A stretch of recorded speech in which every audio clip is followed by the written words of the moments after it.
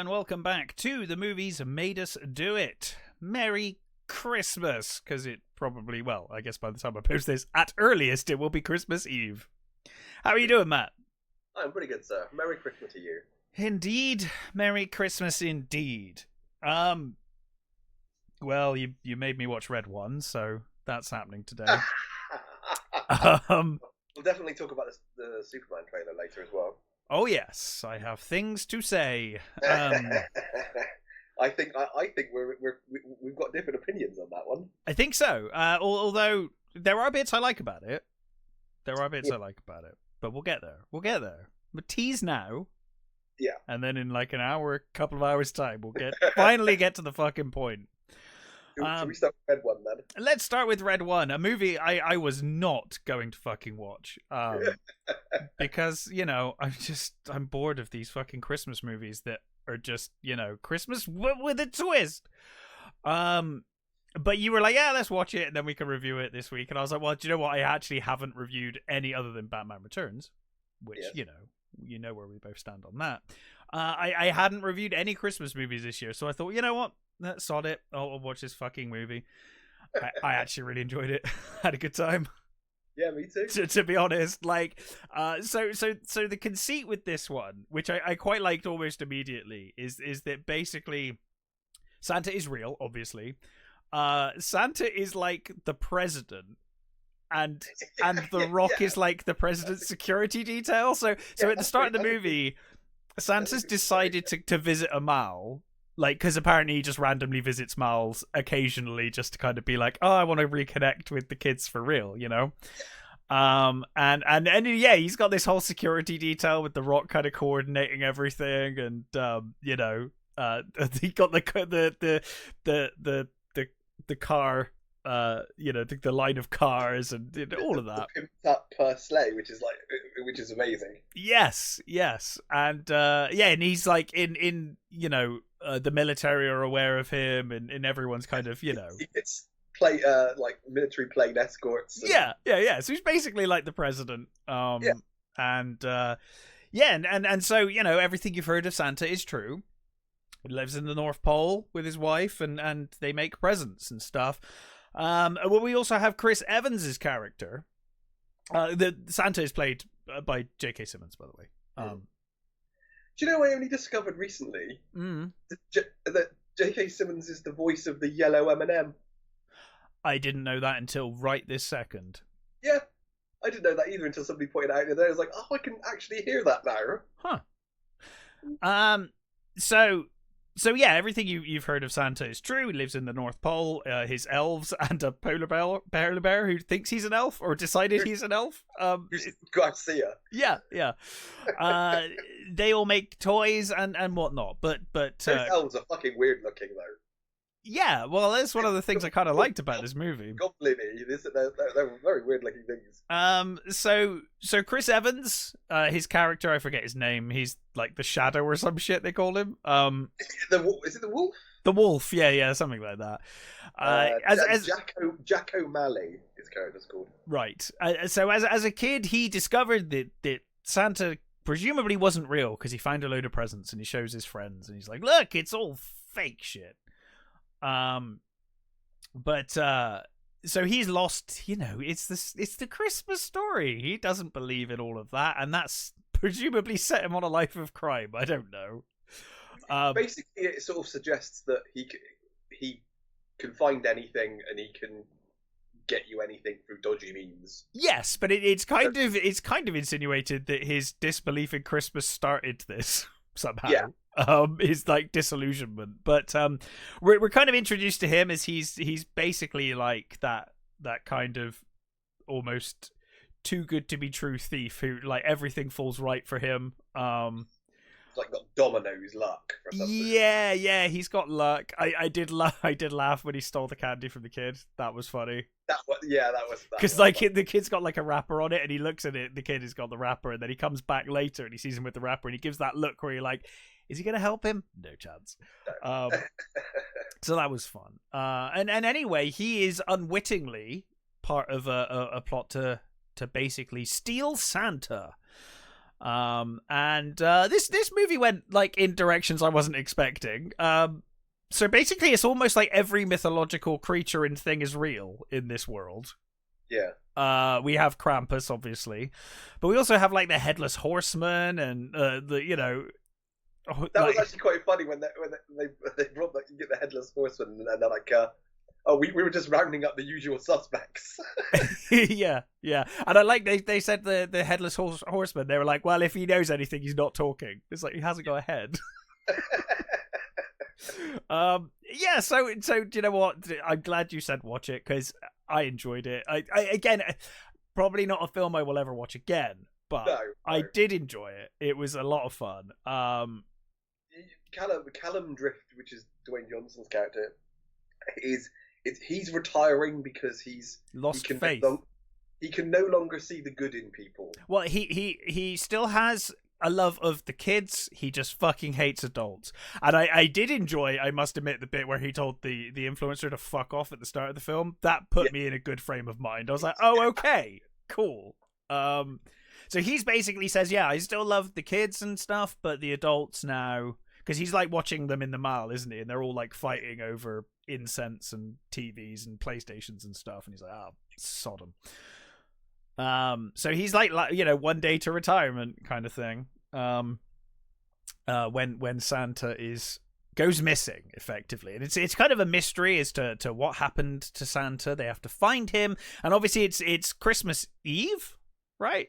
Yeah, or the day before. Christmas yeah, Eve. So there's very, very little time. We have a ticking time bomb.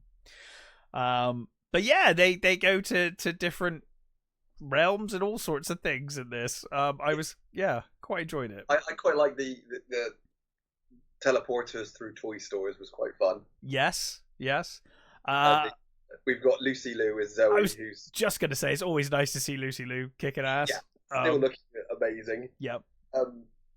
Slightly underused. I was very happy when she turned up and started fighting at the end. I was like, oh good, yes, they are going to give her some stuff. At least we got a bit of her kicking ass. Yeah. Bonnie Hunt as Mrs. Coulter was massively underused. She was great when she was there. It's like, it's Bonnie Hunt, for fuck's sake. Give her some lines. And she's actually like giving a really good performance in the tiny role that she has, you know? Yeah. Kenan Shipka's pretty good. Mm-hmm. I mean, she doesn't get to do an awful lot, really. No. It's just mostly close-up shots of her face in bits and pieces and sort of grimacing and stuff. Yeah. I do like it when there's like she's wandering around like little Kenan Shipka, and you've got all these massive dudes and stuff, and like that, and they're calling her mum, which is quite funny. Yeah.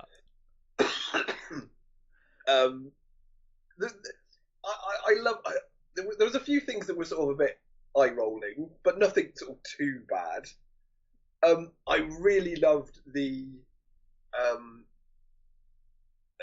actual Christmas night thing, the him getting to the chimneys and like an assault course, and yes. The way they distribute the presents was fucking brilliant. I thought that was so cool and really quite fun. Yeah. It's one of the better versions that I've seen of how does Santa do it? How does he get across the world in one night? And it's quite funny because they foreshadowed it way earlier in the movie, and I just hadn't realized.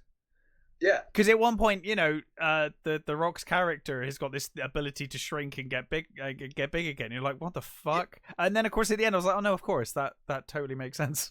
That's obviously why they've done that. I like this little things like, you know, I think Chris Evans' character is like, how does he do all this? How does he do this? He's like, well, he's not human. He's you know, he's got powers. He can read every person's name in you know, I can't do that, you can't do that, but he can. And I just like the whole idea is like it's all magic. You know, stop trying to think about it too much. Yeah, I mean at the start of the movie he's like bench pressing like 10,000 pounds or something. Yeah. I loved it when they got to Krampus's realm. Me too. That was probably my favourite part of the movie, actually. The masks, all the prosthetics, and some of the creatures in that were really fucking cool. I do think a lot of the designs were actually really creative. I really enjoyed that. I must admit being slightly disappointed in the look of Krampus himself. Yeah, he kind of looked like the Beast from Disney's Beauty and the Beast live action Yeah, remake. Like, I I was always see, hoping he'd be a bit more demonic and kind of, yeah, I always see Krampus as looking a lot more angular, with a lot longer face, you know. Yes, yes. He looked more like a fawn or something, like Yeah, kind of like an evil a roast fawn. Yeah, I really got Beauty and the Beast vibes from him actually. Yeah, I mean the remake. guy playing him was fine. That was all kind of cool. I like the game of slapsies was hilarious. Yeah. It was, yeah, like you said, I wouldn't watch it again, but it was fun for what it was. Like if I'm putting it on a scale of more modern Christmas movies, you know, like the Kurt Russell Santa movies, I would rewatch those in a heartbeat. Yes. Really enjoyed them. This I'm not sure I'd rewatch again, but I enjoyed my time with it, and certainly, you know, if you're in the mood for something to watch with your kids, I mean, there is a bit of bad language, but not like a terrible amount. So yeah, you know, too bad, I think. I enjoyed this one actually. Much to my surprise, I enjoyed it more than I was expecting to.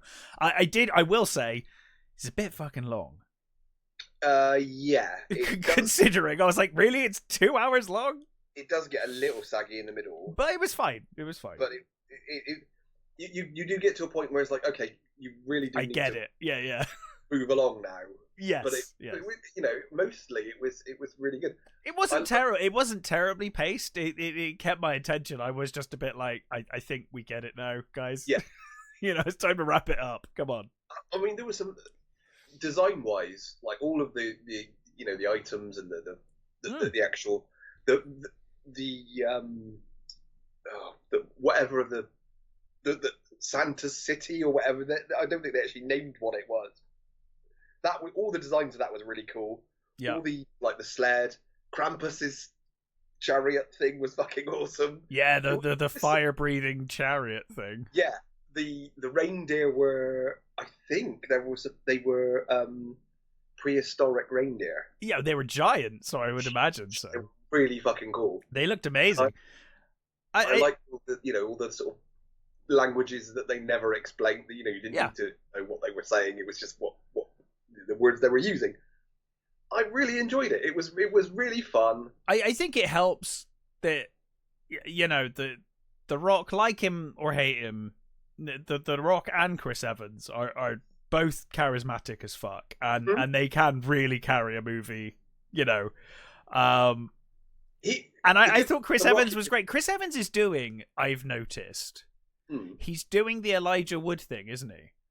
Where he's going to be a bastard in a bunch of stuff, like to try and like anti-Captain America, although he's going back to Captain America now, so I suppose he can't do that. Yeah. But I noticed the last couple of things he's turned up in, he's been like the bad guy or the not the clean-cut good guy. You know, he was in Deadpool is you know, very different Johnny Storm, and thinking that he's going to be Nazi Cap, so that's... Oh, okay, well that would work then. That would still fall into the... Because Elijah Wood did this after Lord of the Rings. He did, although Elijah Wood did it way further than Chris Evans is doing.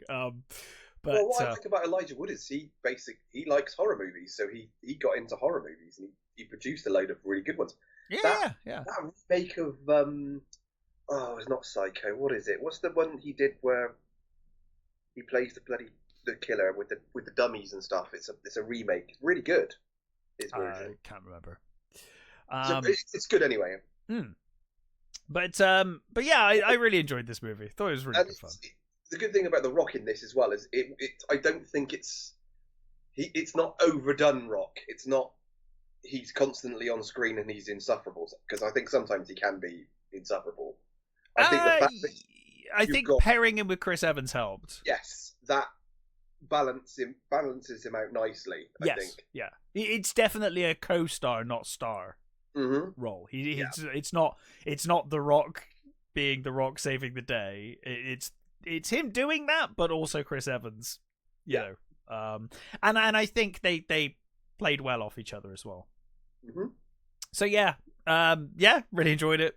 I think if it's a definite sort of superhero version of Santa for kids to actually enjoy, you know, and I think it's good enough. It's certainly put a smile on my face, and it was absolutely. It was fun. And as we've discussed before, Christmas movies have a different scale. Yeah. They're judged on a different level, so it's fine. You get away with a lot more in a Christmas movie. But yeah, I really enjoyed this movie. Good fun. So, what else have you watched? Excuse me. So I am going to do Strange Darling. Strange Darling, yes. Now this is an interesting one. Both of the other films that you're reviewing are both films I want to see. So okay, yeah, Strange Darling was from last year, I think, at least in the States, and right. I've heard some very interesting things about this one. So yeah, so this is directed by J.T. Molnar, written by him as well. There's Willa Fitzgerald and Kyle Gallner. Mm-hmm. So they are listed as the Demon for Kyle Gallagher and the Lady is Willa Fitzgerald. Yes. And it's mostly just them. Other people are in it, but it's mostly just them. And it starts with a sort of black and white close up of the demon, if you like, face, and a voice off camera saying, "Are you a serial killer?" And then it quickly slips to him, sort of naked torso, seemingly strangling someone. What we then get is her in a car speeding away from him in another car. Ear bleeding and frantically trying to get away from him, and he's got this lever action rifle in his possession while he's chasing her, and he's snorting coke and stuff. Mm. And then you get the titles, and it says, I think it says a thriller in 6 chapters, and it then says chapter 3. So already you're like, okay, so we're going Tarantino, are we? It's one of those movies. Yeah, it's so we're going out of order. Yeah. Sort of. So then it you get this sort of chase, and then it goes to chapter 5. So it really does leap around. Now, it's going to be difficult to try to not spoil things in this movie. Sure. and I will try not to. But you do need the conceit of the jumping around. Yes. It does work very well in this movie. That was my understanding. Yeah. Based on what I know of it. Yeah. So,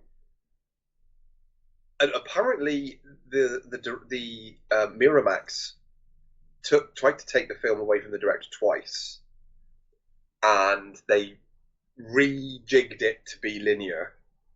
Right. And he apparently, in his clause, there was a clause in his contract that said that he was able to, he must have the right to show the version he wants at a test audience.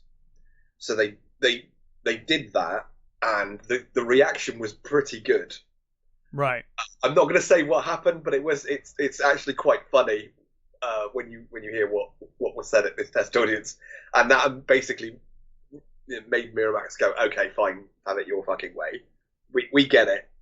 Well, we don't get it, but they get it. So we'll let it go how you want it. Which I'm glad, because I think if it was linear, and this is the problem with the movie. It's a case of, and it's the same thing that people say about Memento. Some people say, well, if Memento was in the right order, it would just be a dull. Well, there's an argument to be made, I guess. And you think, well, I kind of understand that. I think in the case of that, it would still be a pretty good story. It would still be well crafted and made, yes. Yeah. This one kind of does suffer from a similar thing. I think if it was linear, you wouldn't get the impact of certain things that happen in the story. I mean, even talking about it like in this way kind of spoils it, because it means people are going to know there's something up. That I think just like Memento, what it hinges on is the performances. And Willa Fitzgerald and Carl Gallner are fucking brilliant. They're really, really good. Willa Fitzgerald previously we've seen in I last saw her in Full of the House of Usher. Mm-hmm. She was the young Madeline, and I've seen her in a few other things, and she's really good. She's no, don't want to spoil it. Don't say that. All I'll say is she's really good, and whenever she's on screen, you are right there with her. You are right.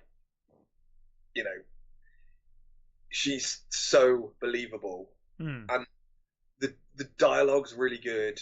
The way, I mean, the filming of it is amazing. It's the shots and the it's such a bright movie. It's really colourful, and there are whole scenes where there's a scene where, so basically it's a one night stand gone wrong. Okay, it's the main sort of storyline, if you like. So it's a one night stand gone wrong, and there's this scene, one of the chapters where they've pulled up outside this, I think it's like called the Blue Angel Hotel, and they park up in front of the sign, and they're sort of having a drink and a conversation, and the light from this sign is coming in, and it's just bathing everything in blue, and it's absolutely beautiful. And you get another shot later on with one of the characters in a bathroom, and it's just red. Everything is this complete saturation of red, and it works so well with what's going on and what you know what's happening. It's really, really beautiful. And I think if I'm right, the cinematographer was Giovanni Ribisi. Oh, who's also one of the he's in it, but only as a voice. You've got sort of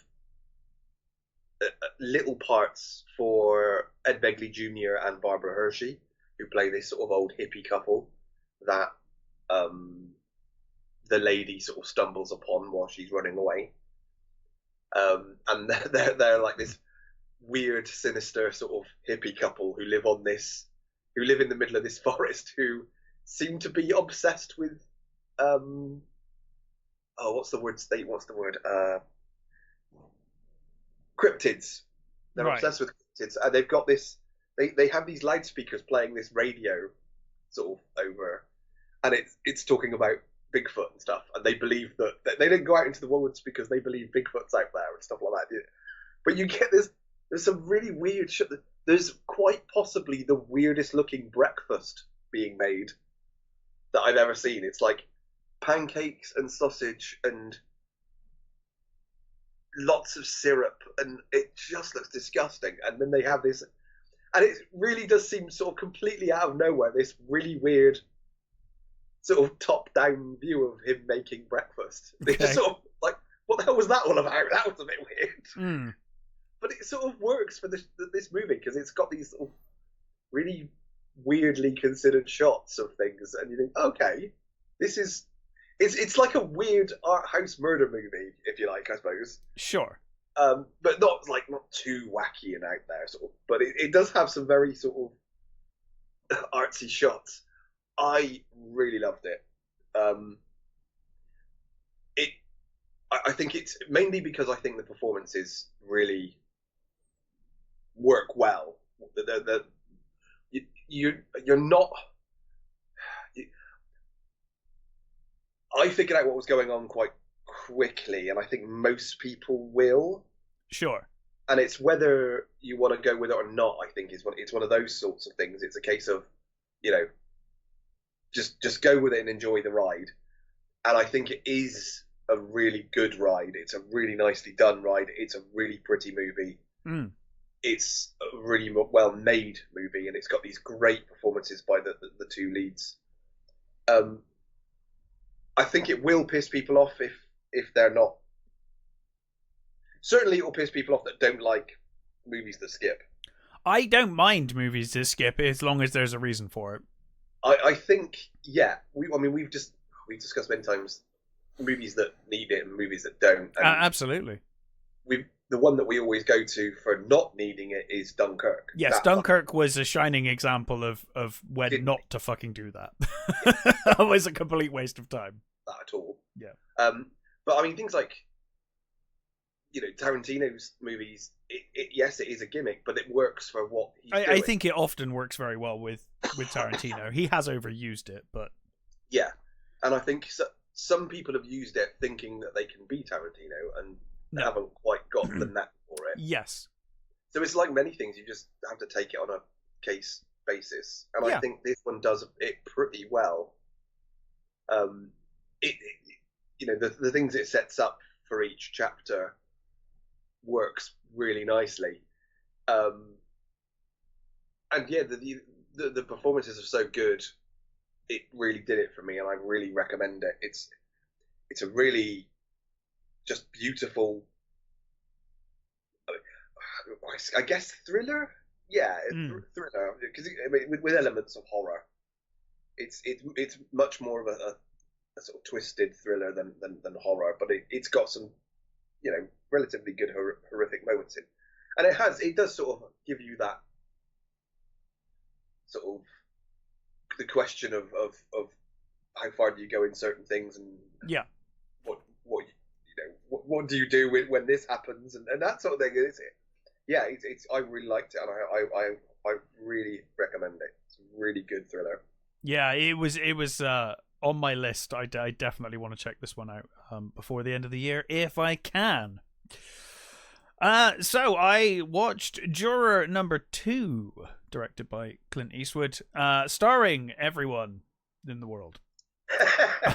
Every good actor ever. I'm so glad Nicholas Hoult is doing well. Me too. He's a terrific actor, and 100% glad he's starting to get the starring roles. He's been cast as a superb support in many films. But yeah, great to see him really break into having those leading roles, because he's a terrific actor. And what's great is he has the whole gamut. He's in. Well, yeah, you see him in like Fury Road, and then you see him in this, and you're like, "Yep, those are two very different performances." And he's good in almost everything I've seen him in. He's I agree. Yeah. One of my favourite performances of the last couple of years has been the Great, the series The Great. He is fantastic as Peter in that. And he's a real prick, but he's really he's a sort of lovable asshole.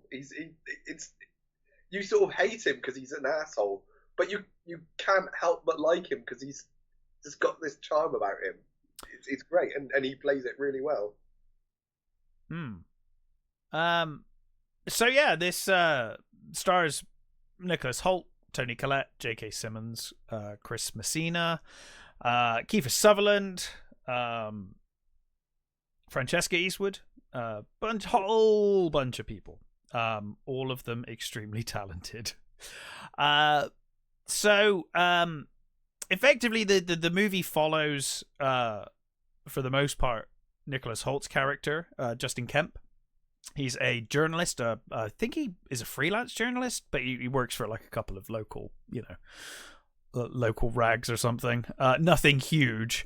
And he has a wife. She's a teacher. Zoe Dutch plays Ali.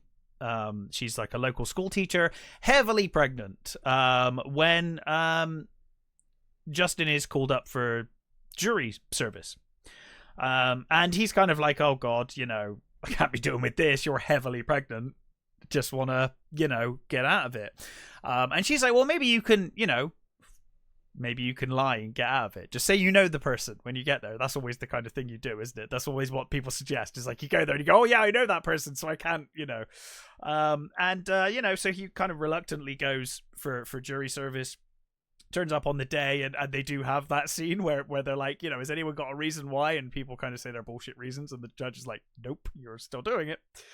And he does say, well, my wife's heavily pregnant, and she kind of gets him with the like, well, what hours do you normally work? And he's like, well, 9 till 6 normally. And she's like, well, it's not going to go over that time, so irrelevant. And she basically says, I know a lot of people, you don't want to be here, but that makes you the perfect candidates. You're going to be impartial, and it's going to be fine. Toni Collette is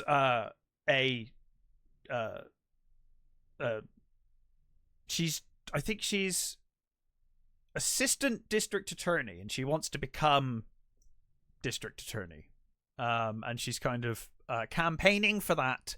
And obviously she's doing this case in the hope that will kind of secure that position for her, because it's quite a high profile case. So there was a murder. A man is accused of killing his girlfriend, and we start going through the court proceedings. But as it gets to, and I have to this is a minor spoiler, but I can't really, like you, I have to say this because it's the whole point of the fucking movie. Otherwise, I can't really review it. So this happens very early on. But while they're discussing it, so what happens was the guy was seen in the bar, local bar, with his girlfriend. They were both quite drunk. He ended up smashing a bottle. She stormed out. They had a massive argument outside, and then she was found dead in off of a bridge, kind of in a ravine. She was found dead the next day. Car was seen at the scene with someone matching the guy's description. And there's this wonderful scene as the guy takes a stand and he's talking through his night. Nicholas Holt's character remembers that he was in the pub that night and that he thought he hit a deer on the way home in the dark. It was a stormy night, rain, driving his car back. He hit something, got out of the car exactly where the other guy got out of the car, saw that there was some damage to his car, thought it was a deer because there's a deer crossing sign, and drove on, thought nothing more of it. But it's at the exact time and place where this woman was supposedly, beaten up and thrown off of a bridge. And the only evidence they've got is, and they do kind of back it up, because at first I was like, this is a bit suspect. Wouldn't you know the difference between a car hitting someone and, someone beating someone? But J.K. Simmons' character later, who is a retired detective, he kind of gets himself kicked off of jury service by detective stuff. They're like, you're not supposed to be, investigating you're this not case, actually investigating dickhead. the crime. But he's like, he's the retired detective who could never give up being a detective, and he kind of suspects and starts looking into it. But he says to Toni Collette, because he basically he plants the seed in Toni Collette, who at first is just determined to just take this guy down and send him to jail. She's convinced that he's guilty the moment he walks into the trial. It's J.K. Simmons' character that kind of plants the seed in her that maybe she's not thought this through. And he does say, as part of that guy did 8 autopsies that day. I read the file, or a number of autopsies that day. It was way too many autopsies, and obviously he was probably rushing and therefore didn't necessarily look at the facts, because he's convinced it was a hit and run. And meanwhile, the center of the movie is Nicholas Holt's character, who is just stuck in this situation where he's like, I'm pretty sure this was me, but this other guy is going to go down for it. Everyone's convinced that he is the guilty person. No one really at first has any doubts. It's like a unanimous, I think J.K. Simmons is the only one who has some doubt, but everyone apart from Nicholas Holt's character is 100% like he's guilty. He's a piece of shit. Send him down. But we learn a little more as the film goes on.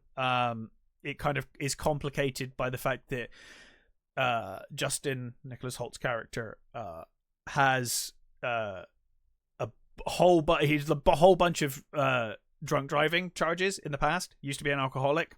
Has turned his life around. Went to the bar that night because it was an anniversary of something that was really upset him. He didn't drink. He bought a drink, didn't drink it. But as Keith Sutherland tells him later, he's like, buddy, you're fucked if like they won't care. Like based on your history, you will do life for this. Like you will go down if this comes out. So everyone in his life is telling him not to be like to just let this happen. Let this innocent man, go down. And it's an interesting story of, because most courtroom dramas are always like justice prevails, and in the end, and this is very much a film of like, wow, this can all go to shit despite everyone's best intentions. Like this could be everyone's trying to everyone has the best of intentions, but it kind of go wrong from time to time. So yeah, it takes many twists and turns. We see the story from different perspectives, obviously. Toni Collette, as always, is amazing. Yeah. And she played Nicholas Holt's mother. Yes. Is it about a boy? No, not about a boy. I forget the name of it. Look it up now. Yeah, I cannot remember for the life of me. But yes, she did. I mean, it is about a boy. Oh, it is, right? Okay, yeah, I remember the movie. I couldn't remember the name. Yeah, this film, I thought this film was absolutely tremendous. I think it is a shining example of why Hollywood is fucked.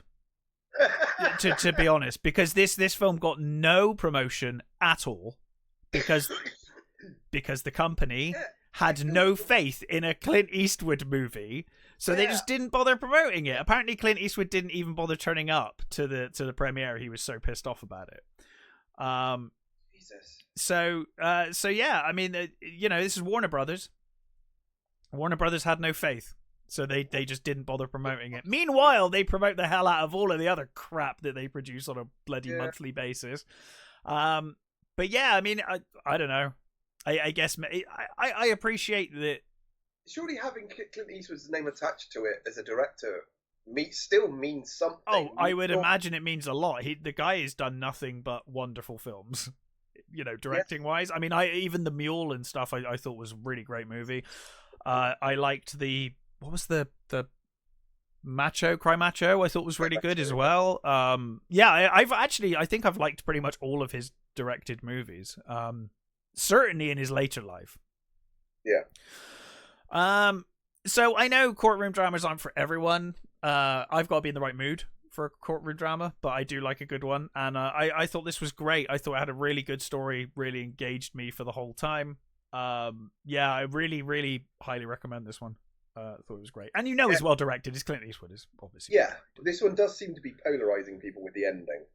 Yeah, I had no problem with the ending. There are some people that are absolutely hate it, and the other side is absolutely loving it. Yeah, I fall on the latter. I loved the ending. I loved this whole movie. I thought it was fantastic. Yeah, I think he's clearly doing something right. I would be interested to see how you take it. I don't think you will have a problem with the ending personally, but No. But we will see eventually, I guess. I want to try and get it in for the end of the year. Yeah, I think it's. I haven't solidified my top 5 yet, but this is certainly in the conversation, I think.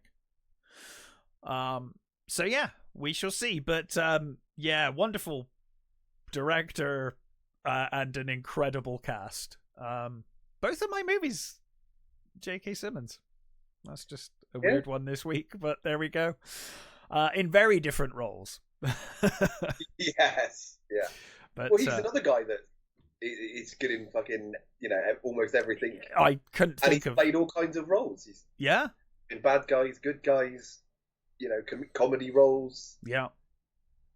Conspiracy nuts. You know what? He's played everything. I own the bloody movie, and I still haven't got around to it. I still haven't seen Whiplash. Oh, Whiplash is good, yeah. It's literally on a shelf over there, and I haven't really got around good to movie. it. Yeah, I definitely recommend that one. I'm surprised. I think in my mind, I'd assumed you had watched it. I just weird. I don't know why. I just haven't got around to watching it. And even I bought it when it came out, and I thought, right, I've got to see that. And just never did. I did. I've got this blank spot, and I just keep forgetting I have it or what. But I've been meaning to see it ever since it came out, and I just haven't got around to it. That happens sometimes, though. Yeah. I'm terrible of it for films that you've reviewed Mm. that I'm like, oh, I can't wait to watch. I really need to watch that movie. And then you review it, and then I'm like, oh, Matt's reviewed it now, so I'll come to it later. Because I'm always like, I want to review it while it's hot and relevant, and then if you've done it, I'm like, oh, okay, well now the pressure's off now. I'll watch it later, and then I just never do. And then like a year or so later, you mention it in a conversation on this show, and I'm like, oh my god, I still haven't seen that. I need to, yeah, it's funny how that happens. There's just so many films out there, Well, I mean, even when there's, as we say, not that many films around, there's still films there. You just gotta find them. Yeah, but yes, I highly recommend Juror number 2. So, what else have you watched? So I watched Carry On, which is a relatively new Netflix movie. Wow, I failed to even get the slide for that one. That was terrible of me. I do apologize. But yes, tell us about Carry On. I was too obsessed with the other movie, which I really want to watch. Yeah, we'll get to that later, though, because you haven't done that one yet. So I do apologize. Carry On. How you pronounce this? Is it Jamie Colette Sarah? Yeah, go with Jamie that. spelled Jaune. Jaume? Could be Jaume. I don't know. Never heard the guy before, but it looks like it was kind of like a action kind of thriller on Netflix, right? Yeah. So I've seen the trailer. I almost watched. It was one of the almost watched movies this week. Yeah, it's Taron Egerton, Jason Bateman, Sophia Carson. I was very happy to see Theo Rossi in it. Daniela Deadweiler. And Dean Norris. I love Dean Norris. So basically, we've got Taron Egerton's Ethan Kopech, who, with his girlfriend Nora, both work at LAX. Yeah. And in the very beginning, we discover that she's pregnant. They've been together for a while. He's disappointed that he's been in this job as a ETA agent or whatever they call it. Yeah. One of the sort of security guards at the airport.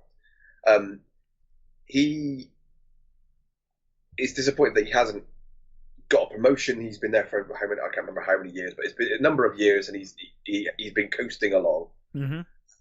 And his girlfriend says to him, why don't you apply to the police force again? You sort of this, and he seems in two minds about the whole thing, and he clearly wants to do something more, but it's be coasting on it anyway. So when they go to work the next day, he goes into his boss and says, hey, what about a promotion? Blah, blah, blah. He says, yeah, but you're always late and all that sort of stuff. So he gets this, his friend, I can't remember which one, what the character's name is. Is it Samir? I can't remember. Basically, his friend there says, hey, I'll swap with him for today. Let's give him a chance on one of the desks, one of the checking the bags as they're coming through. And the boss agrees, so he goes there and he sat there. From there, you see this sort of shadowy figure. Well, you've seen him a number of times killing some Russian gangsters. You get this shadowy figure. I'm not really spoiling anything by telling you it's fucking Jason Bateman. What? How they think they can for the first bit of the movie, you don't see his face for ages. It's like it's clearly fucking Jason. Still know who it is though. Yeah. Jason Bateman. You don't really need to do. It's like fine, whatever. He has got this sort of network of people, including Theo Rossi as this watcher who's hacked into he's got control of all the cameras. He can see what everywhere what's going on. And he's got a hostage in the van he's in, and he's also got a sniper rifle. Their initial plan was to blackmail this guy into letting on a package, right? Letting on this suitcase. So the initial thing is that they're going into this guy's house. They're about to kidnap his wife and his twin children when they notice he's actually not on the desk today. They've got this new person they don't fucking know. So quickly find out everything we can about this dude so that we can get him to do it. So from there it becomes this sort of cat and mouse game of, you know, Ethan gets this earpiece, he gets given this earpiece, and there Bateman spends the rest of the movie talking to him in his ear, telling him, do this, do that, you know, we'll kill you, shoot your girlfriend in the head if you don't do this. And, you know, so they break into his house, they find out that his girlfriend's pregnant, and, you know, so they get all that, and you get him. It shows that he could be a very good policeman because he's very quick to work things out. He notices things that most people wouldn't. Sure. So he's got this sort of, you know, he's already working things out about Bateman's character just by what he said to him. You know, he's worked out where he comes from, what certain things about. He's like, and Bateman is got this whole thing of, oh, people are asleep. You know, they don't. You know, you're asleep. He completely tells him all his life story from little things that he knows about him, and you get some really nice little tense moments of, the whole, how's he going to do this? How's he going to pull this off? And is this going to work? And it has some really nice stuff in it. It's been described as Die Hard at an airport, and I thought, isn't that just Die Hard 2? Yeah, that's called Die Hard 2, my friend. Yeah, Die Hard 2. It's actually a very enjoyable sort of mid thriller, I would say. Really, the performances are good. Taron Egerton's always good to watch. He's got a very heroic stature about him, and I think his American accent at times not great, but it worked for me most of the time. Bateman's very good as the sinister, slimy bad guy. Mostly it's just his voice for most of the movie.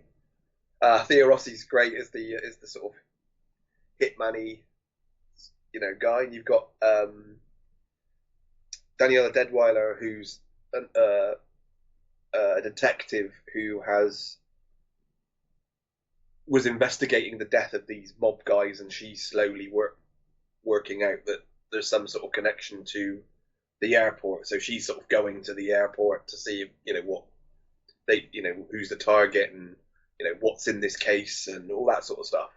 I really enjoyed it, to be honest. It's again, I probably would never watch it again. It's not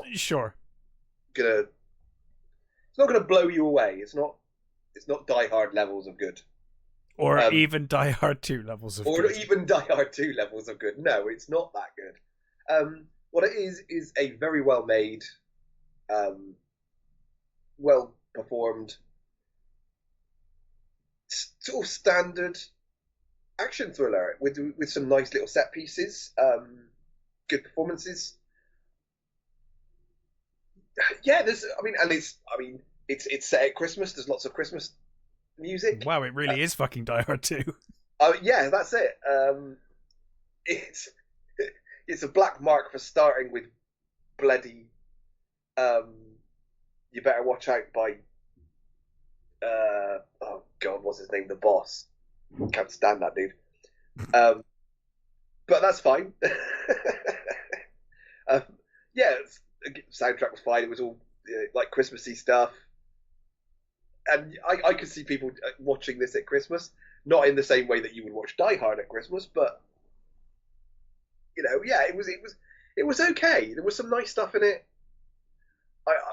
I would recommend it as a sort of one and done throwaway watch. Sure. Yeah. Fair enough. There's enough. That was kind of my impression from the trailer. So, yeah. Yeah. It's a very well made actioner that isn't going to tax you. Yeah. It's got some nice little twists and turns that again aren't going to tax you. It's just it's got that whole sort of was it Red Eye? It's got a similar premise, isn't it? With yes, yeah. Yeah, so it's got that sort of slight Red Eye. I think Red Eye is a better movie. I was going to say Red Eye. I quite enjoy. Excuse me. Yeah, Red Eye is a better movie. But it's okay. I would recommend it on just as a throwaway action movie. Sure, there's nothing wrong with that. And I believe you have one more movie that I do have a slide for. So, Monster Summer. Yes. Now this, I thought the trailer for this looked really fun. Yeah, that's good. I saw the trailer and thought, okay, yeah, I'll give that a go. So, Monster Summer, directed by David Henry, stars Mel Gibson, Mason Thames, Julian Lerner, Nora Zethner. Excuse me, sorry. And directed by David Henry. Sorry about that. That's all right. I thought you you muted yourself. I did. I thought you'd unplugged something for a second there. I was like, wait a minute, is he gone? Yes. So directed by David Henry. Yeah. So this it takes place in '97. Yes. I was thinking. I was trying to think back to the trailer, and I was like, I don't think it was set in the '80s, but it was definitely not set modern day, and I couldn't quite remember because it was a while ago this trailer came out. Yeah. I didn't quite understand why the trailer. The trailer clearly says it's set in the '90s, and then plays "I Think We're Alone Now" by Tiffany. That might be why I got confused. Yeah, it's like, but that didn't. That's an '80s song. Yeah, late '80s, but still. No, but I am one of those assholes. Like if I go to like '80s club nights and they're playing stuff from the '90s, I'm like, no, stop it. No, you're wrong. Yeah, which is always annoying when you get songs like '70s and '80s when you get, oh god, like there's a Blondie song. So the album was '79, but the actual single was released in '80. that I could give a free pass to. So you get you get those sort of really annoying little ones where the singles come out. Yeah, I think that's fair enough. Well, random trip. So it's set in 1997, and we have sort of Martha's Harvest setting, and it's sort of bunch of kids. Who our lead kid Noah, he's an aspiring journalist. Mm-hmm. His father was a journalist who's now died. His mother runs I'm not sure if it's an old folks home or just a boarding house. I think it's a boarding house, but most of the people in it seem to be old, so I'm not quite sure. She's constantly busy, and not able to attend his baseball game and stuff like that. Now, meanwhile, you've got kids are disappearing and then reappearing, but when they reappear, they're zombified. They sort of just sit there and do nothing. Mm-hmm. So we've got this quite possibly some sort of witch maybe going around stealing children. Yeah, and sort of soul sucking them, if you like.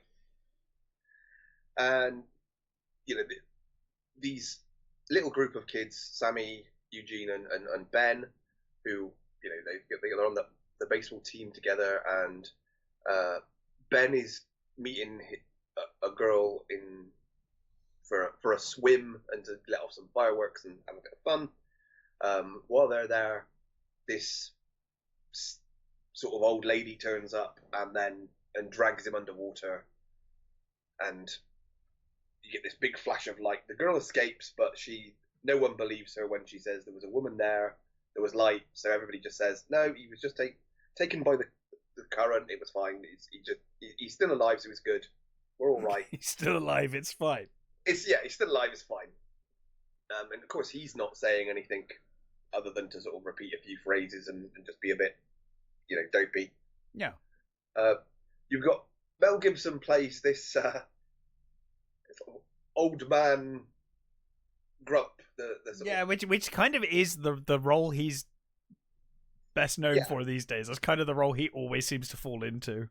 Yeah, he's like the town sort of recluse. if you like. Yeah, he's like the town monster, town recluse. There are rumors that he killed his family. Oh yeah, that is such a kid thing. Yeah. Or is that like a rumor that the town actually has? Or no, it's the kids. Yeah. Yes. I remember doing that when we were kids. You know, it was like, oh, there's the witch down the end of the road. It's like there's fuck all evidence for that, but we just decided that is a witch. Yeah. No, that's yeah. Yeah. So you know, his apparently his wife and his kids have they disappeared one year, and so he buries people in his garden. And, right. The kids come across the house one day, and of course Noah has been trying to get his stories in the paper, and he's got this story about at the beginning. He's got this story about this peeper. So there's a peeper in the town, he's standing there, and the guy who's running the paper, it's what's his bloody name? Oh, he's not on the hang on. It's annoying when they don't have the full cast list here. Kevin James. Ah, okay. Doing this weird southern accent. I'm not quite sure why he's doing that, but he's like, you mean the lady that tells us like weird stories at the police station every week? That one, that one that makes shit up. And he's like, I can't take this. So they go past this house and they see Mel Gibson's character digging something up in the garden. So of course they're like, hey, let's go and see what he's digging up. It's probably like bones or something, or sure. like bones of his work. So of course, they run off when he turns up, and when he catches them, and he accidentally leaves his bag there. Mm-hmm. So his bag gets returned. He goes to talk to him, and it turns out that Gibson's character was he's an ex-policeman who, due to a family thing, which you find out in the movie, he sort of retired and basically just became this grumpy old man who just wants to be left alone. Mm-hmm. But he's always got the police scanner on, so he's always he knows what's going on in the town. So sorry. So from there it becomes a sort of, is there a witch? Yeah. Can't prove it. That sort of, so you've got that. So what it feels like it wants to be a sort of Goonies Monster Squad-y type movie. Which is kind of that's what I got from the trailer, was like a fun kind of, coming of age monstery. Yeah. Very much that kind of Monster Squad kind of thing. The problem is it doesn't have the humor of those movies. Right. It doesn't have the sort of sometimes tongue-in-cheek sort of. So are they going for more of a Stranger Things kind of vibe, or? See, that's the other problem with it. Yeah. It's horrifying enough. Well, that's kind of good to know, because I didn't get horror from the trailer. I got much more of a kind of summer blockbustery kind of thing. It's like a sort of it's a kind of Goosebumps. Okay, yeah. I guess it's like a, and I think it's not even like Erie, Indiana kind of Goosebumps on some levels, because some of the Goosebumps stories are actually really good. Yeah. And are actually pretty horrifying. This doesn't have a terribly good balance of right. That it's. I mean, the whole the witch, obviously, I'm not really spoiling it. There is a witch, obviously. Yes. It is. And the stuff with Gibson's character, that stuff is like So I'm going to spoil a bit of it, right? It turns out that he was driving with his son in the car. He got a flat tire, so he pulled over to change the wheel. A dude on a bike turned up and said, "Hey, do you want a hand?" And he said, "No, I'm fine, I've got it." Dude drives off. His son's in the car, blowing bubbles out of the window, right? Next thing he knows, the biker comes back, grabs the kid out of the window, and fucks off. Okay. Right? And then it's like that was it. He's never seen his kid again. His kid would be 40 now, sort of thing, and like because he could certain things. Obviously, his wife just left him, and because in most cases, in cases like that, sometimes they can't deal with it. They deal with it in different things. So the family broke up, and now he's on his own. All the stuff with that was like, that's the most horrific stuff in the thing. Is like, wow, that's got a bit of a weirder tone to the rest of the movie. That yeah, it's a bit weird. There was I can't remember what the bloody name of it, but a couple of years ago I reviewed a film about kids being eaten by a witch, and that was genuinely scary. That had some really nice, sure, stuff. There was a lot of really creepy, sort of the witch in the tree and all that sort of stuff. Really nice. That was great. This is nowhere near as good as that. I mean, it's okay. It's not horrible. It just doesn't have a nice enough tone either way to sort of make it anything other than quite bland. Yeah. It's got all the performances are okay. The kids are great. There's nothing wrong with any of them. They're acting wise. Gibson is, being crotchety old dude. You can't ask for more than that, really. Yeah. He plays that role well. He's doing his job, and there's nothing wrong with that. It's okay. I don't think I could really recommend it as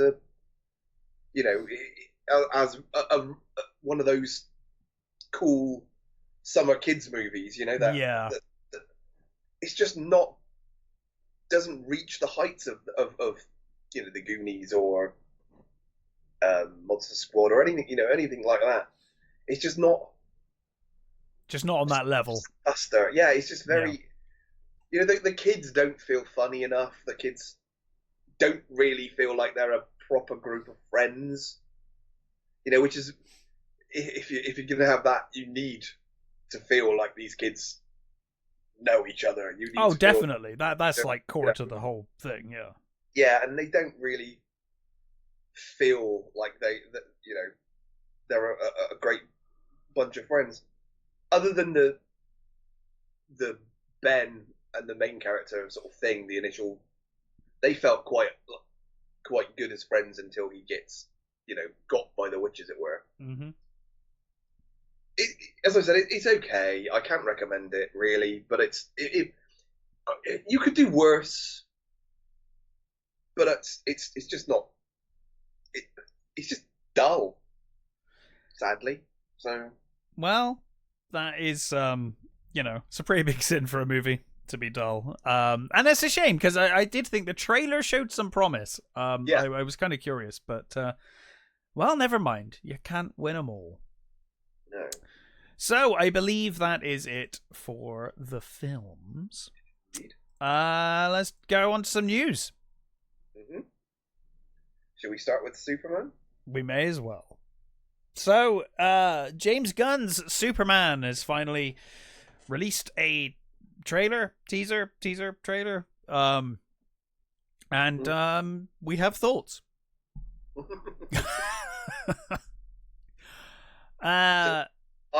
You sent me a text, and at first I was like, "What the fuck's he talking about?" I don't know. I assumed you'd know. I thought you'd know straight away. The Superman trailer drops today.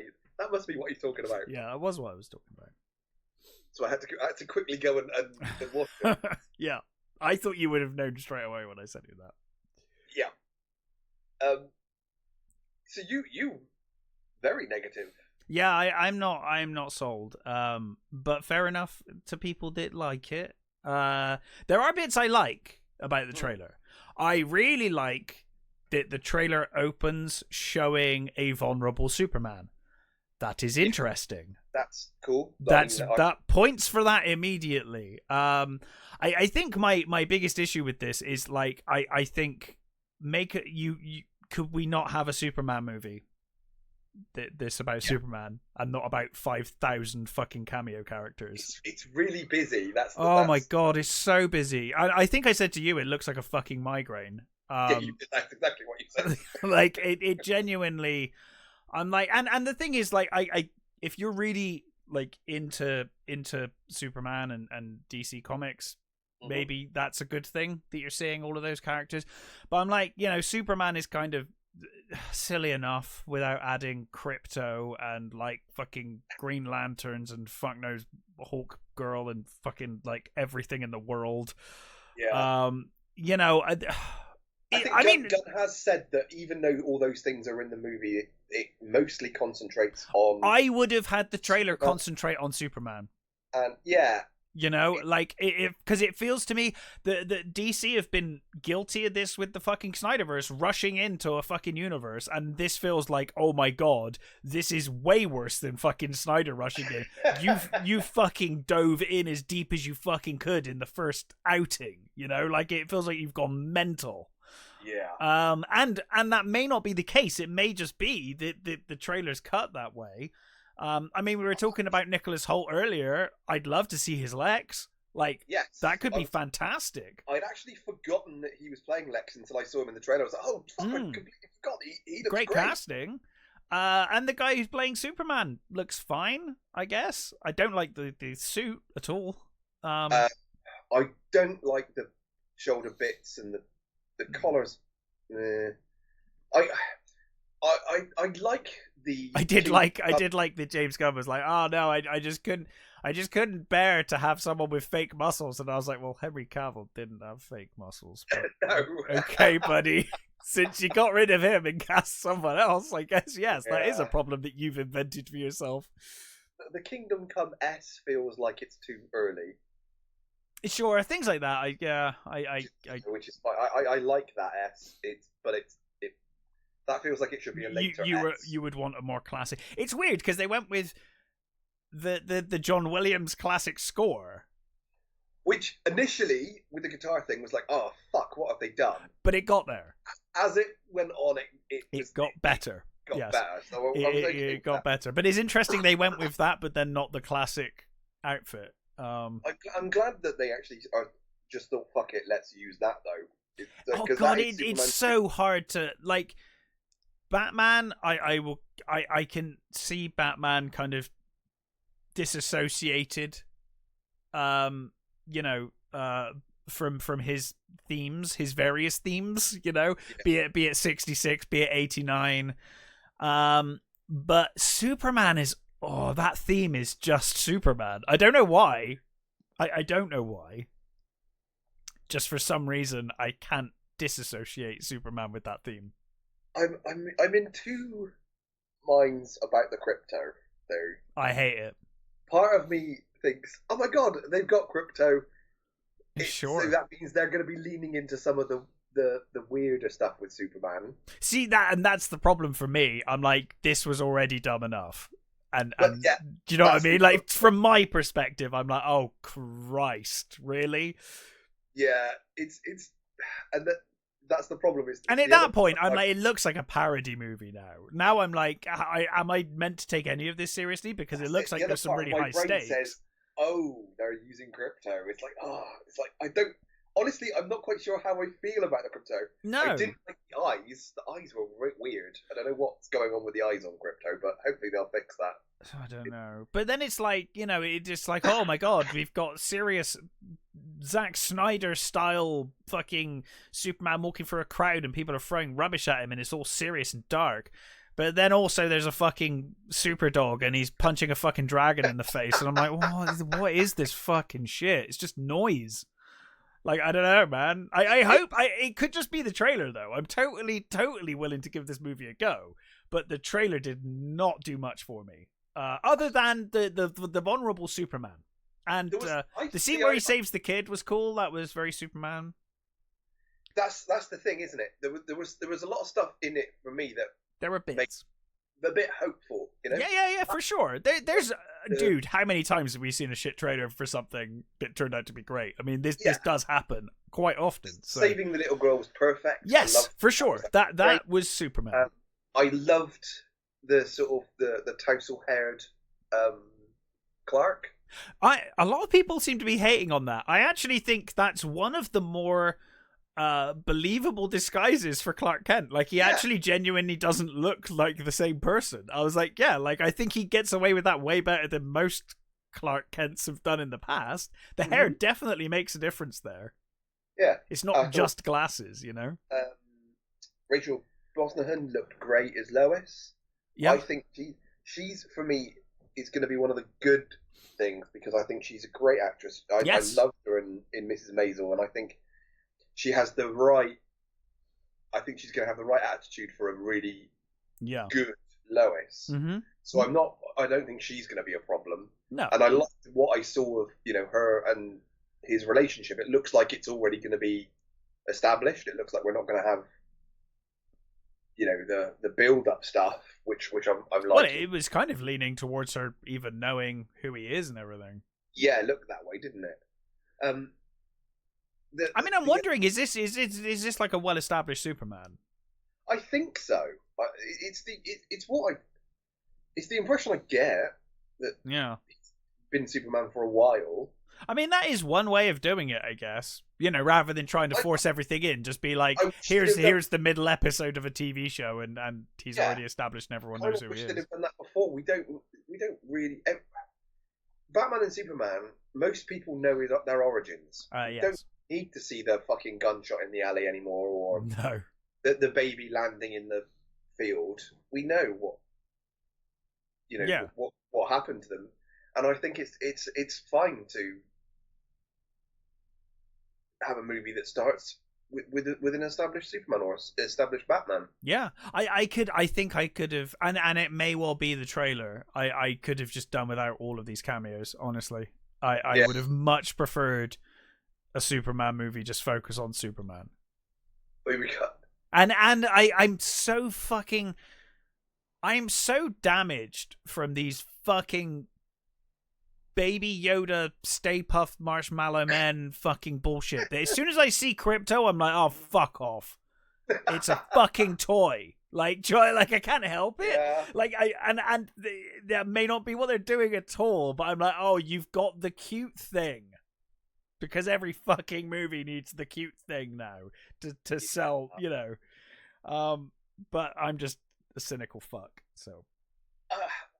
The thing is, I know exactly what you're saying, and I don't disagree with you. I should also say I'm not the biggest Superman fan either, which doesn't help. Well, I guess like cards on the table. This movie might not be for me anyway. Yeah, well, I am a Superman fan. Yeah, totally, yeah. I don't like. I mean, I like some Superman movies and stuff, and he was all right as a guest appearance in certain things, but I think that the trailer is way too busy. For me, it is. I think it feels like he kind of wanted to show everything that was in it, sort of thing. Sure, yeah. They may only just briefly appear in it, but here's all the stuff, and it's like, oh, it's a bit much, mate. Can you just just show us Superman and maybe the villain, of the other things, Yeah. And there's a slight galling thing for me with Nathan Fillion as Guy Gardner. It's like, for fuck's sake, Nathan Fillion was almost like born to play Hal Jordan. Why the fuck no one ever cast him? It's too late now. He has voiced him before. He's voiced him in cartoons, but like you said, he's too fucking old to be Hal Jordan now, and it's probably, to be honest, too old to play Guy Gardner. Guy Gardner's not that old, really, but he looks like 90s, 80s Guy Gardner. He looks. That's how he looked. The stupid haircut. Yeah. So it's Guy Gardner's got one of my favourite moments in comics with him and Batman in Justice League. It's a brilliant moment. But he's one of those sort of slightly obscure characters that most people aren't going to know anyway. Yeah. The whole girl looked fine. Certainly nothing wrong with the way they looked. Mr. Terrific looked great. Again, that's a character that a lot of people aren't going to know. I mean, was he in Arrow? Was it Arrow? I had no idea who he was.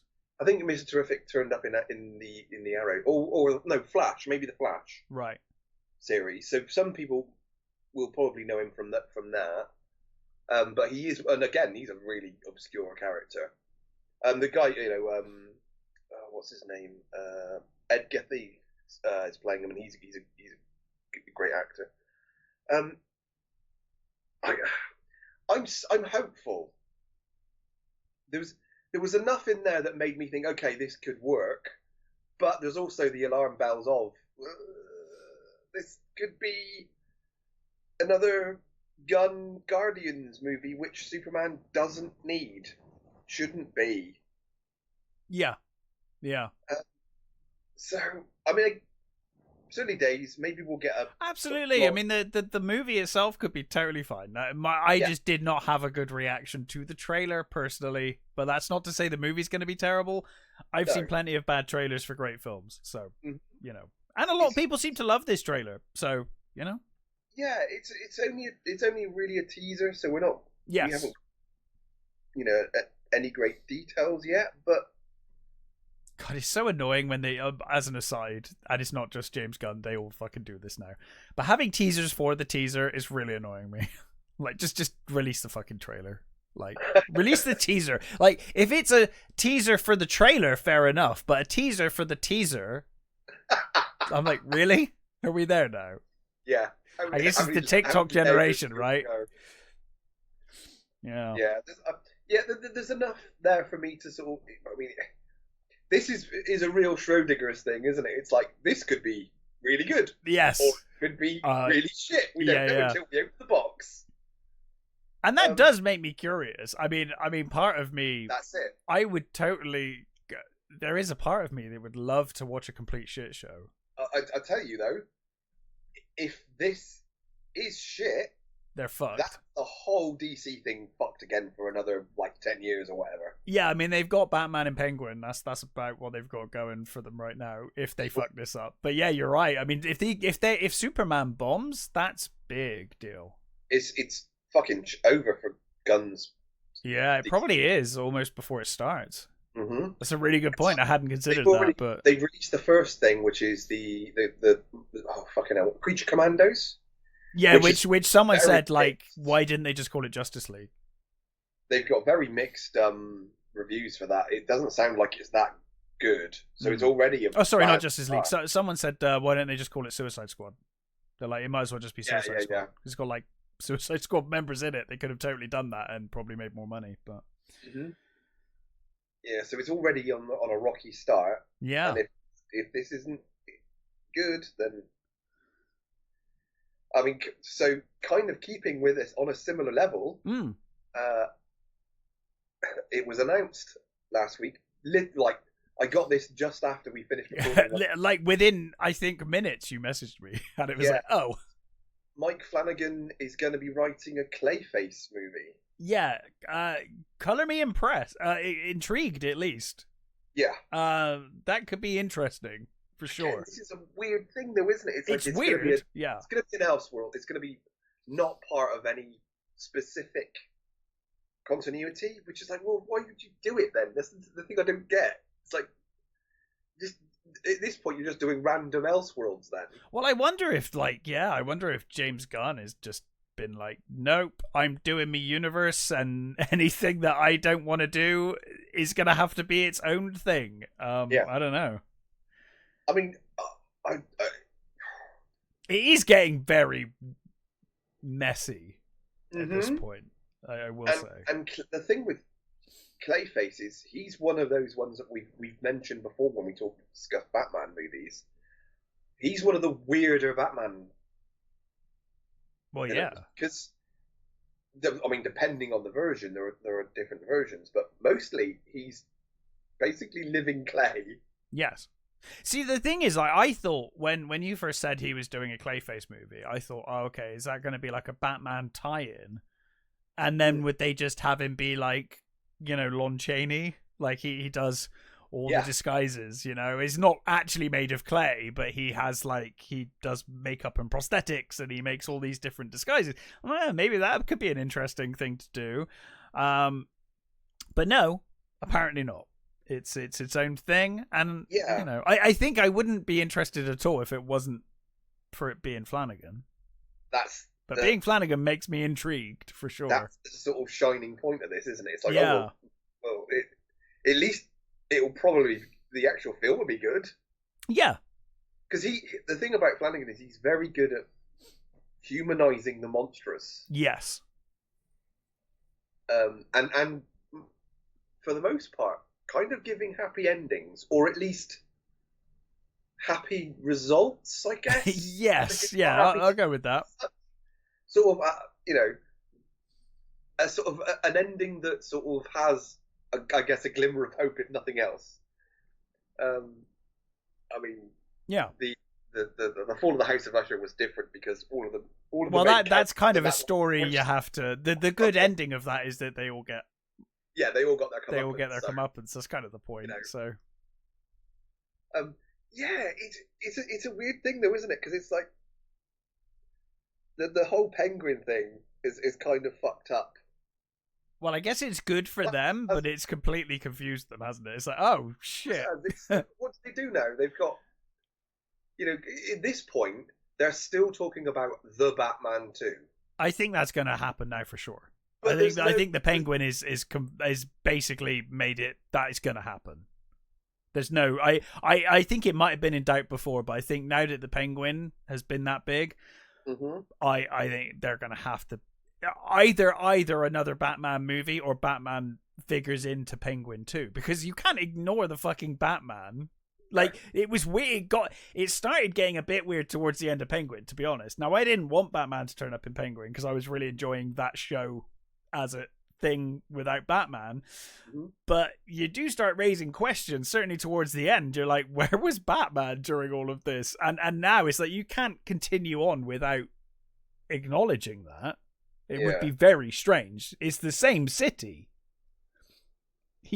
Batman does one city, It's not like he's like, oh, he's on the moon or something, with the Avengers. This is where he goes to other places, but mostly he keeps to Gotham. Yeah, and this is like we don't have a Justice League established to take him and fuck off to Mars or something. Yeah, so he's clearly in Gotham, and it's like, big things are happening in Gotham. I'm surprised Batman's ignoring that. So I think the Batman did well enough that. The thing, for all the things I disliked, it probably would have, under normal circumstances, it probably would have been guaranteed a sequel. Yes, I think so. Because DC's so messed up. Yeah. I feel like it is going to happen now. And I think, for all of the things I disliked about the Batman, I thought there was a lot in there to like, and I do think a sequel could be very interesting if they do it right. Yeah. We'll see, but I feel like it probably will happen now. But yeah, it's so messy. I don't know how DC keep fucking messing this up and making everything so confusing. It's bizarre to me. It always feels like sort of a too many cooks thing. Yeah, they always just seem really unsure about what the fuck they're doing. They're just all over the place.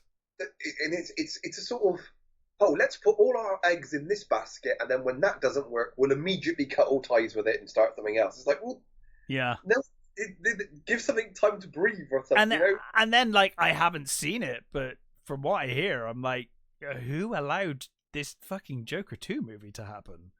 Like, was there no oversight on that movie? Like, because what I'm hearing, and granted, I have not seen it, I probably never will. But from what I'm hearing, I'm like, this is bizarre. What, you just wrote them a fucking blank check and let them just go crazy? Like, what is wrong with you? I mean, you could monetarily. I mean, it was a movie that didn't need a sequel in the first place. But if you're going to do one, I would have thought you'd give it some oversight, guys. Yeah, I mean, I'm not sure I'll watch it either. But I mean, to be fair, personally, I wasn't the biggest fan of the Joker anyway. No. I liked it. I think it was overrated, in my opinion. It was a very well made movie. Yes, I thought it was very well made. In it, but it didn't do a lot for me. And I think it should have been a one and done movie. It really clearly was. It clearly was a one and done movie. Why you'd go back to that universe is beyond me, but sure. Yeah. Yeah.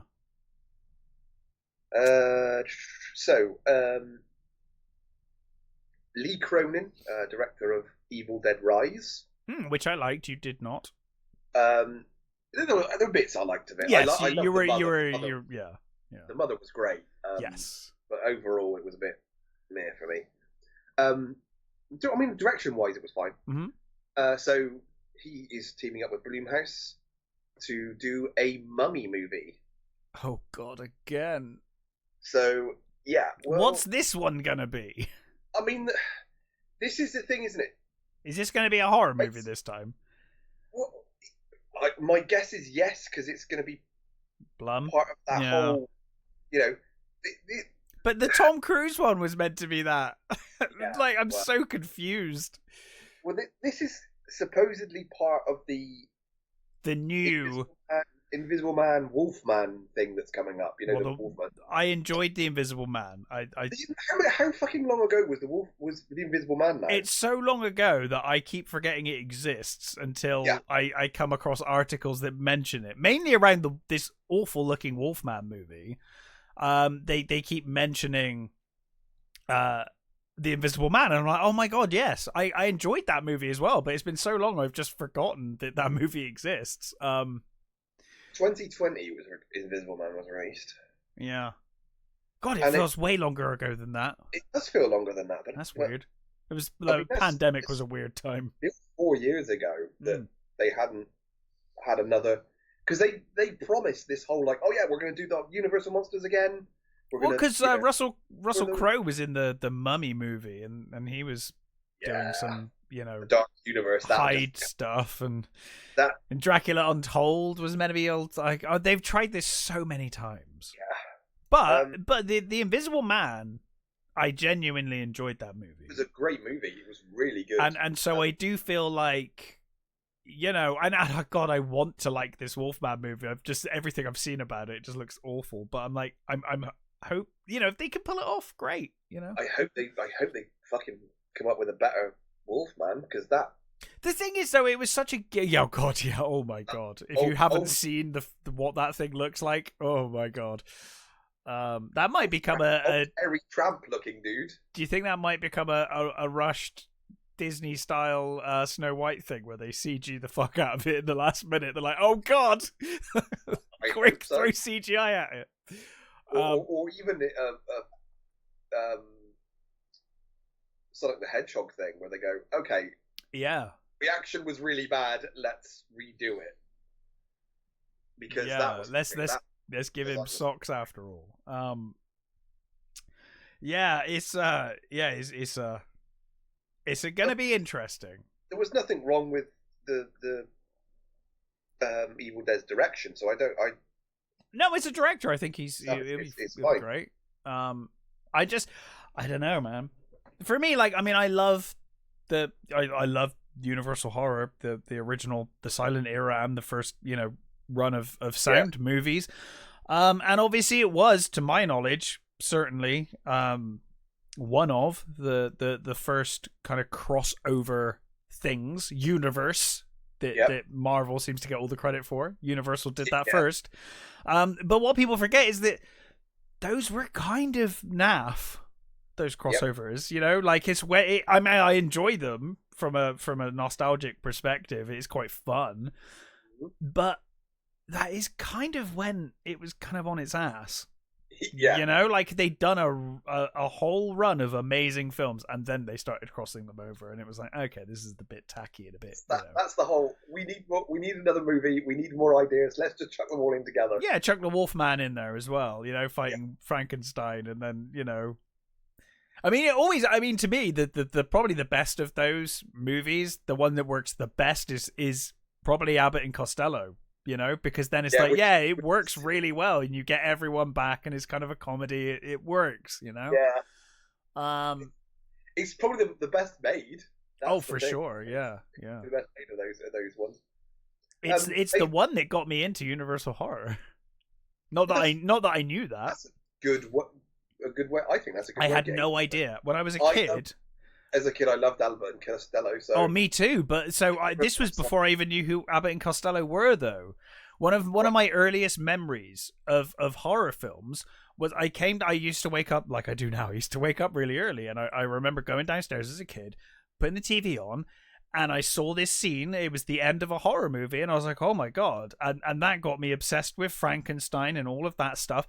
And it was the end of Abbott and Costello Meet Frankenstein. And I just didn't know until like decades later when I finally saw Abbott and Costello Meet Frankenstein. I was like, that's the scene. Like, that is the scene that made me like interested in Universal Horror in the first place. Well, that was when we were kids. Like, it's the scene on the dock at the end. Channels would show like Charlie Chaplin and Abbott and Costello, and I love Abbott and Costello. You get all those sort of, Laurel and Hardy, all those sorts of really cool movies, which they kind of given up on doing now. But that was really fun as a kid. You watch your cartoons, and then you turn it over and you'd watch some Laurel and Hardy or something. So yeah, that was good fun that way. Basically, all they've said so far is something terrifying will be unleashed in 2026. Sure. So it's going to be like 2 years away yet anyway. Well, that makes sense because Wolfman's out next year, right? Yeah. So that would be reasonable pacing, wouldn't it, I suppose? Yeah. So we'll see. I mean, we'll see. As long as it's not as bad as that last one, we'll be fine. Yes. Just a sort of a trailer thing that tickled my fancy. Have you seen the trailer for Death of a Unicorn? No. So is this Legend the remake? No. It is. It's an A24. Ooh, okay. That tells you something. It's got Paul Rudd in it, Jenna Ortega, okay, Will Poulter, Tia Leone. And it's Richard E. Grant, and it's basically a dad-daughter are driving to, I think it's like some sort of retreat, right? It looks like it's he might be working there or something, and they run over a unicorn, and they discover that the unicorn has properties that can cure cancer and stuff like that. How the fuck do they find that out? Because they grind up bits of the corpse. Oh god, okay, right. Yeah, and then basically it looks like they killed baby unicorn, and now daddy or mummy unicorn is coming to get them. Right. So it's massive, monstrous unicorn in weird, possibly French farce type thing of people running around being twats. Okay. At a spa sort of thing. I thought the trailer was really funny. I haven't seen it, but I will certainly check that out now. I just thought the trailer looked great, and it's got a great cast, and it just looks the right amount of mental to be sure, possibly really good fun. Yeah. Okay. Well, I'll give the trailer a go. Yeah, I think that's basically the lot for me. Well then, I guess all that remains is are we doing our top 5 next week? We will be, yes. Yes. Okay, so we will be back next week with our top 5. 5? Yep. Top 5 films of 2024. I can't believe we are at the end of 2024, but we are. Definitely flown by this year.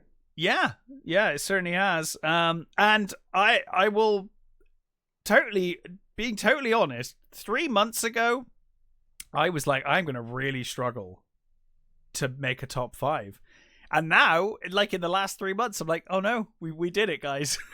We got there. There's some really strong contenders in the last couple of months. The last half of the year. Yeah, or maybe 6 months, yeah.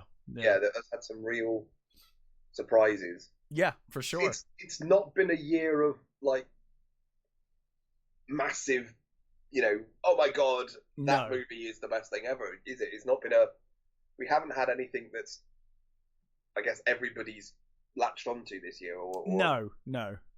There's been no real big, no Barbenheimers or geisty sort of movie. Yeah. No sort of. No, you're right. Actually, no movie has really done that this year. You're right.